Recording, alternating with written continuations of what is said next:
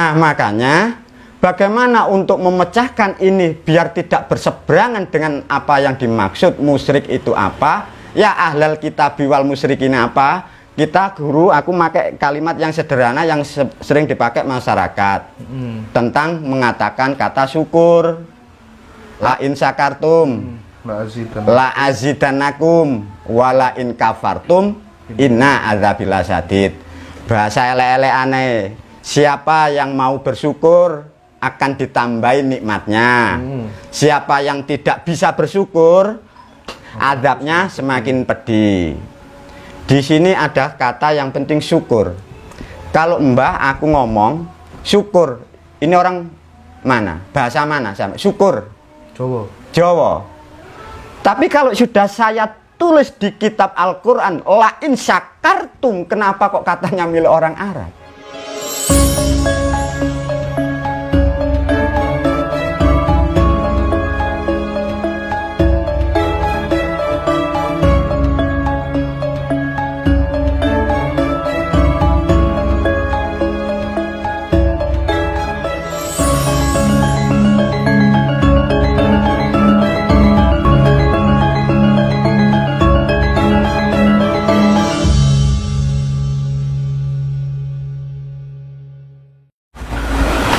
Mbahaan niki ngajengaken dialog tempo hari ya Mbah.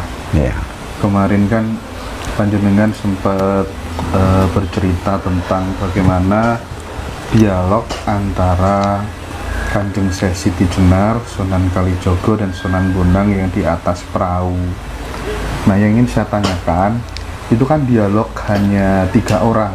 Iya. Terus dari mana panjenengan kok bisa tahu dialog tersebut, Mbah? Sebelum saya jawab, kita mulai untuk berdoa dulu, semoga diberi kelancaran dan dimudahkan. Para pemirsa, para pendengar, khususnya dari keluarga Ngaji Roso dan seluruh tim, terima kasih atas kehadirannya kita untuk mencari, menggali sesuatu yang membawa manfaat kepada bangsa dan negara, agar nanti pembahasan, pemahaman, statement yang sudah dikeluarkan oleh saya biar tidak mengembang. Nanti aku selaku tak macak guru di iki ya, selaku guru ini nanti biar runtut gini loh. Jadi tidak ngembang-ngembang, artinya saya harus memberikan sesuatu arahan dulu, gitu ya.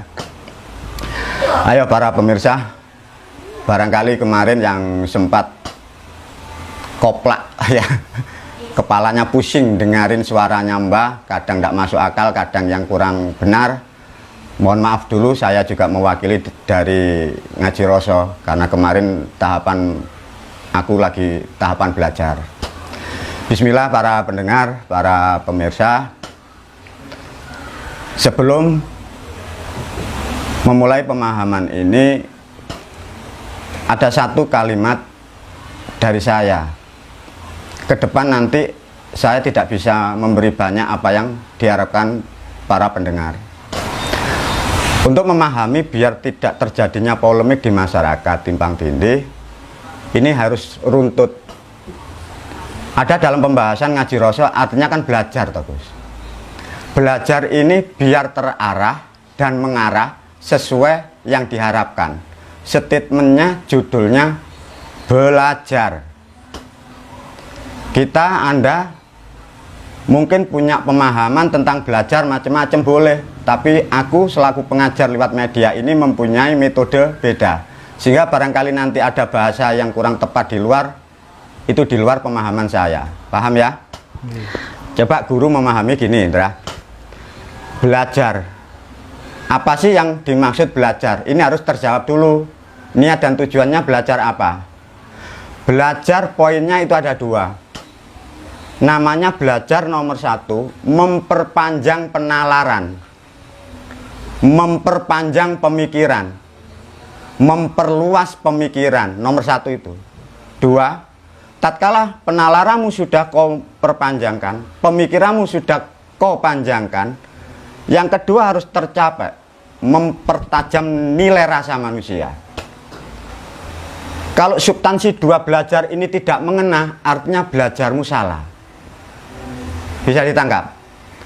Tujuan belajar apapun memperpanjang penalaran, memperpanjang pemikiran, mengasah agar nilai rasa semakin peka tentang kehidupan. Tatkala perasaanmu peka tentang kehidupan, kita akan mudah untuk memutuskan itu salah atau benar, sehingga hidup ini sudah bisa mengarah untuk mengarahkan hidup kita dengan sendirinya. Dan barangkali nanti ada masukan dari luar, kita sudah peka, ini salah, ini benar. Nah, inilah tujuan yang disebut tujuan belajar. Nah, dari belajar ini kita masuk lebih dalam ya, para pemirsa, para pendengar. Belajar itu ada bahasa 3 ini intinya. Kira-kira apa, Andra? Tujuannya belajar sudah ketemu. Memperpanjang penalaran, mengasah nilai rasa semakin tajam. Ini ada 3. Nomor 1 adalah pengetahuan. Manusia belajar, kalau tidak ada pengetahuan, kalian tidak akan belajar namanya. Itu berhalu. Nah, untuk mengetahui namanya ilmu pengetahuan, bisa memakai mata yang diberi oleh Tuhan. Bisa mendengar sesuatu dari suara dari orang lain. Ini baru pengetahuan. Bisa lewat buku. Artinya, tatkala sudah belajar, kita harus punya namanya pengetahuan. Ilmu pengetahuan. Ilmu pengetahuan dibagi 2. Ada yang rasional, ada yang tidak rasional, ada yang nyebut irasional. Tidak saya kupas ya. Yang penting tahu bahwa ilmu pengetahuan ada 2. Rasional dan tidak rasional. Nomor 2, tatkala ada rasional dan tidak rasional, ini ada tekniknya. Nah, ini. Apapun yang kau lihat dari kitab, apapun yang kalian lihat ini harus ada tekniknya. Bisa ditangkap, Hendra? Dari ilmu teknik, ini manusia tidak bisa lepas dari ruang dan waktu. Ruang dan waktu dimanapun engkau berada, di suatu negara, dia dinaungi namanya kalender. Tatkala ruang dan waktu ada kalendernya, ini harus dipenuhi namanya syarat, sarana, dan prasarana. Syarat, prasarana, dan prasarana nanti ada lagi masuk ke hal substansi yang irasional, namanya uborampe. Paham ya? Dari ilmu pengetahuan dikembangkan, dijalankan sesuai dengan tekniknya, ini nanti menghasilkan namanya pengertian. Makanya ilmu pengetahuan dijalankan dengan tekniknya menghasilkan namanya pengertian. Lah, pengertian ini pendidikan jarang di Indonesia, yang ada hanya pengetahuan. Makanya di Indonesia, di negara lain banyak orang itu pandai atau pinter karena hanya mengetahui, tapi tidak mengerti. Sedangkan kehidupan di dunia dimanapun sebenarnya yang dibutuhkan itu pengertian, bukan kecerdasan, bukan kepandaian. Bisa runtut ya? Iya. Nah, untuk menghasilkan pengertian, terutama nanti lewat media ini, agar nanti tidak menjadikan saling hujat, saling menghina, saya beri gambaran begini. Ini metode mudah, Andra. Kita berada dalam satu negara Indonesia, keadaannya majemuk. Clear ya? Anggapnya kemajemukan yang ada di Indonesia, di bumi Pancasila, di bawah bumi Pancasila, di dalam bumi Pancasila, itu ada namanya berlian. Berlian yang nilainya tidak akan pernah ternilai di bawah bumi Pancasila. Di atas bumi Pancasila ini ada suku, ada agama. Clear ya? Saya anggap begini, untuk mencapai briliannya bumi Pancasila, caranya gimana, guru? Ya, caranya mudah. Anggap aja buat lingkaran. Anggapnya ini berlian di dalam. Semua mau mengambil manfaatnya berlian. Tidak bisa. Ada lingkaran A, B, C, D, E, F, G.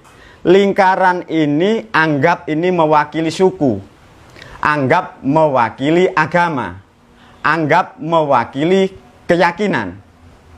Karena dari keyakinan beragama Islam, dia tidak ada berkah dari bumi Pancasila. Letakkan dulu keyakinanmu. Dari Hindu mengharapkan kemuliaan dari bumi Pancasila, mungkin belum dapat kemuliaan. Letakkan keyakinanmu dulu. Sama, Hindu, Kristen, Buddha. Letakkan dulu. Sekarang dari lingkaran suatu agama atau keyakinan atau suku, saya anggap nilai atau saya bendakan. Anggapnya Islam itu punya cangkulnya. Bisa dinalar ya. Oke. Hei wong Islam, muslimin, kalian ingin mulia, ingin makmur di bumi Pancasila. Taruh kitabmu, taruh pemikiranmu, taruh keyakinanmu. Mana cangkulmu? Nasrani, taruh kitabmu, taruh Injilmu. Kalau ingin makmur di bumi Pancasila, mana linggismu? Bisa ditangkap. Agama yang lain punya perabot alat apa? Kumpulkan, diem.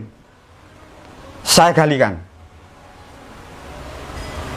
Kira-kira nyaman enggak? Makanya di sini intinya begini. Tatkala dalam pemikiran masyarakat kita di Indonesia ada kata keyakinan ini belum kalian lepas, belum Anda letakkan, kalian selalu berkelahi. Konsepnya dari kata keyakinan ini loh masalahnya di negara kita.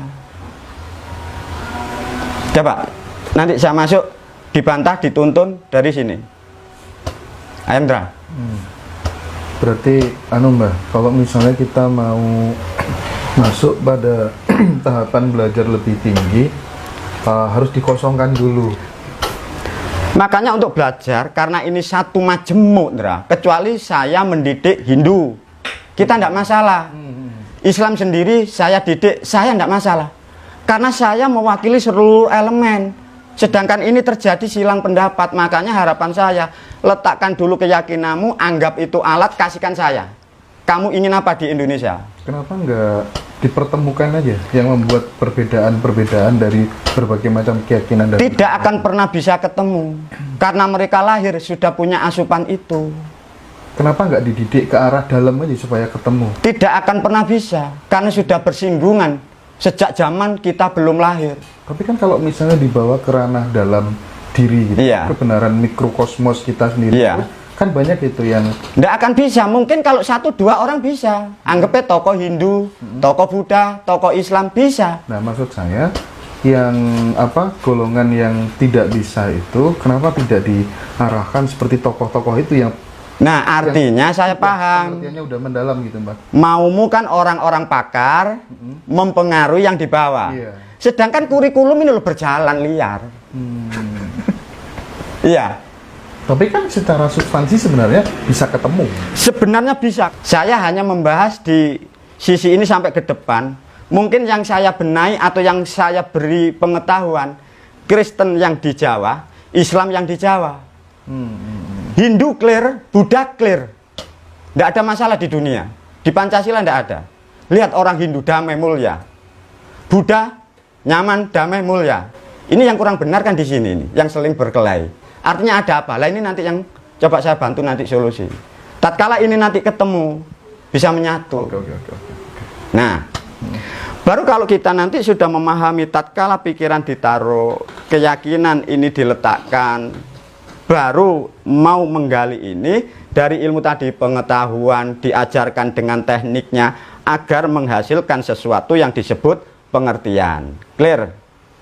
Lah pengertian yang pokok ini menghasilkan nilai hidup, menjadikan satu kesatuan. Artinya yang Kristen ngerti Kristennya, yang Islam ngerti Islamnya.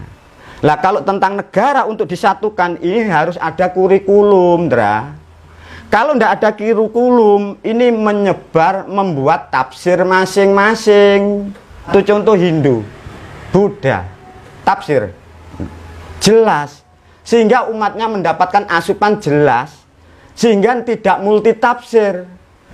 Coba saya masuk ke ranah tentang sosial yang sering berbenturan. Kemarin sempat ada kafir, musyrik, dan syirik. Ini sangat luar biasa. Sebelum masuk situ, barangkali Pertanyaan saya yang awal tadi Mbah, Iya. perlu dijawab Mbah. Dialog 3 wali itu Ya, kan dialog internal ibaratnya. Jenengan kok bisa tahu dari mana? itu gampang, itu pengetahuan sejarah. Sejarah itu bisa dipakai, bisa tidak. Itu tidak pokok. Yang penting dari ilmu ini nanti menyebar. Apa yang kita bicarakan masyarakat lebih tahu, lebih bijak, lebih cerdas. Nanti tetap saya jawab ya. Saya tak masuk tentang pengertian. Siap. Monggo Mbah. Dari pengertian ini kita ngomong kemarin sempat semua diharamkan, semua dimusyrikan. Itu asalnya dari mana toh Gus? Menurut kamu aja.